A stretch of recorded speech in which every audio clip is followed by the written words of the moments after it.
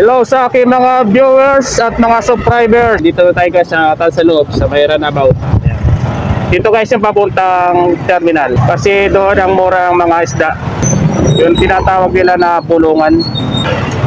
Kung gusto nyo guys na bumili ng isda dito sa terminal, mura ang mga biling isda. Pwede mo siyang mabili ng mura.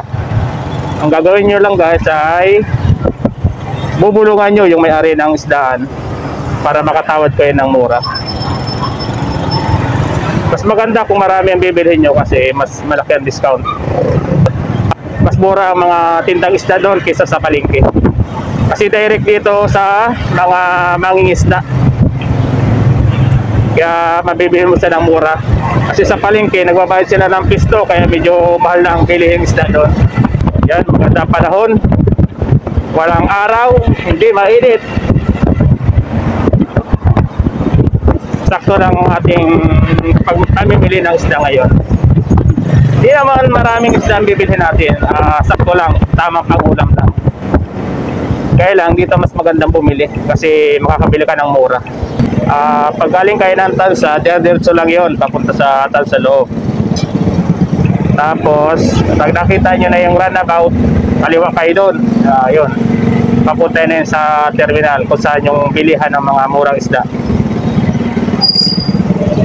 Pag hindi nyo alam ay pagtanong-tanong nyo lang kung saan yung terminal.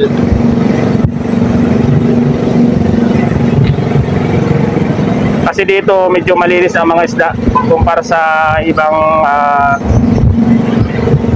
bulungan. Pasok na tayo dito sa papunta na tayong terminal. Malapit na tayo. Kaya ngayon medyo tanghali na tayong pumunta. Kasi nga ngayon ay araw ng linggo at wala kaming pasok, pahinga. Kaya medyo napasarapan tulog.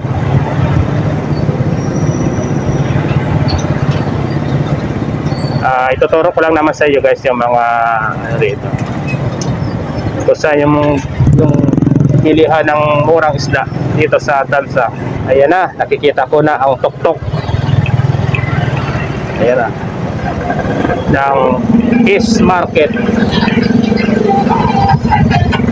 Malapit na tayo.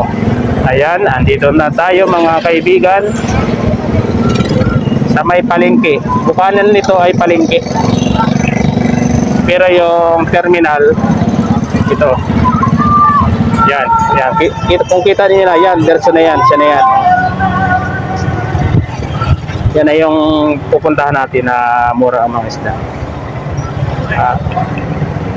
Mag-park muna tayo dito. Hop. Dito tayo park. Naunahan tayo ni Master. Ayan.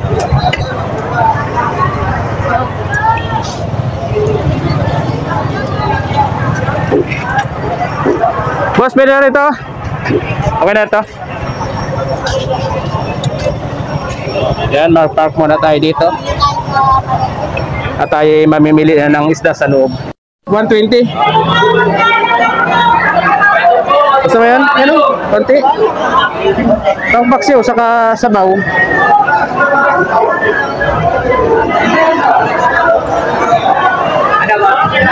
Sige. May 20 ka.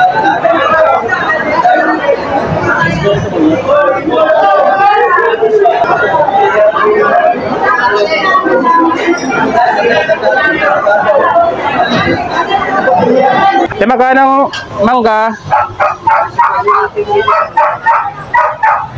Guys, lalaki ng mangga. Meron puro peso. 50 kilo? Guys, 50 lang kilo na mangga. Lalaki. 44. Dalawang manggang malaki.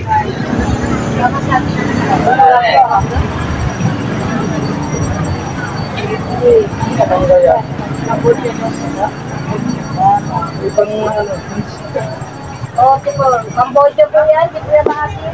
Yan, Cambodiang mangga. Ito pala guys ay Cambodiang mangga kaya malalaki. Ayan, galing pala yun sa Cambodia. Ngayon guys, uwi na kami kasi patingis na lang binili namin. Pauwi na pala tayo ngayon kasi tapos na tayong bumili ng mga isdang pangulam.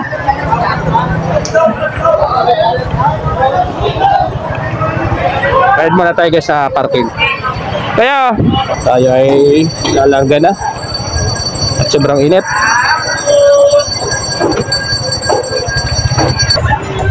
Palabas na pala tayo ng terminal ngayon.